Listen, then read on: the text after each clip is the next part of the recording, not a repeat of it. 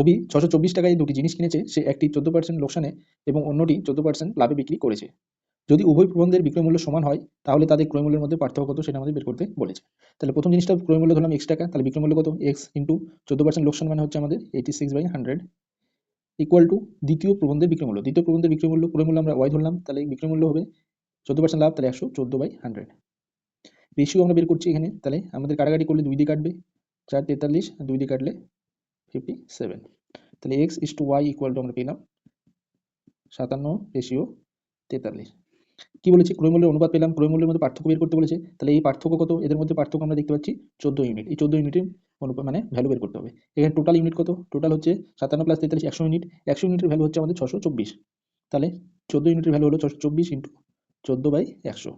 তা আমরা যদি এখানে গুণ করে ভাগ করি তাহলে আমরা পাবো 87.36। তার মানে অপশন নাম্বার বি হচ্ছে আমাদের এখানে সঠিক অ্যান্সার। ওকে।